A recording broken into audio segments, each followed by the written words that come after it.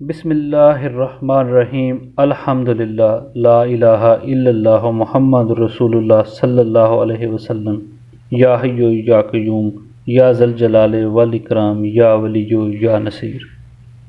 سن 2012 عیسوی کی بات ہے کہ میرے بھائی نے غیر قانونی طور پر اٹلی یورپ جانے کا پروگرام بنایا۔ جانے سے پہلے سرکار رضی اللہ تعالیٰ عنہ کی خدمت میں حاضر ہوا۔ اس نے میاں جی سرکار رضی اللہ تعالیٰ عنہ سے دعا کے لیے عرض کی۔ میاں جی سرکار رضی اللہ تعالیٰ عنہ نے پوچھا کہ کس ملک میں جانا ہے، تو اس نے بتایا کہ میں نے اٹلی جانا ہے۔ تھوڑی دیر کے بعد میاں جی سرکار رضی اللہ تعالیٰ عنہ نے فرمایا، اللہ تمہارے سفر میں آسانیاں پیدا کرے، اور دعائے خیر فرما کر جانے کی اجازت دے دی۔ چند دن کے بعد میرا بھائی یورپ کے لیے روانہ ہو گیا۔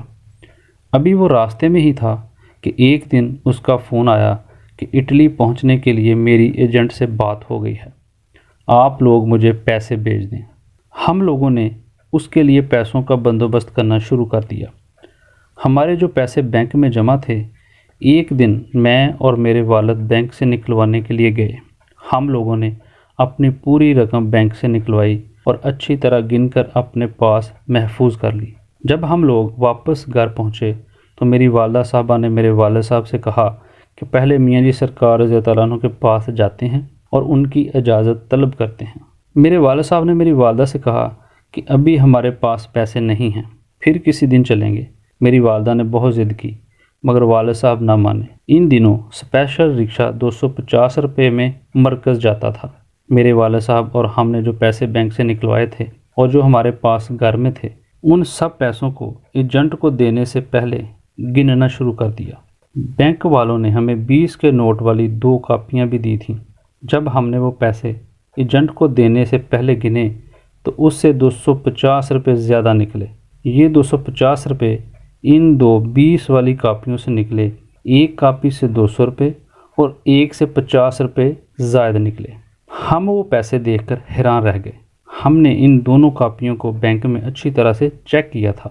اس وقت پیسے پورے تھے۔ کچھ دیر کے بعد میرے والد صاحب نے مرکز جانے کا پروگرام بنایا اور 250 روپے میں ہم نے اسپیشل رکشہ کروایا۔ جب ہم لوگ مرکز پہنچے تو میاں جی سرکار رضی اللہ تعالیٰ عنہ سے ملاقات کے دوران میرے والد صاحب نے ان پیسوں کا ذکر میاں جی سرکار سے کیا جو بھائی کو بھیجنے تھے، اور ساتھ ہی سارا غیر معمولی واقعہ بھی سنایا۔ میاں جی سرکار رضی اللہ تعالیٰ عنہ نے ساری بات سننے کے بعد فرمایا، انسان جب کسی سے ملنے کا ارادہ کرتا ہے تو اللہ پاک سبب بھی خود ہی بنا دیتا ہے۔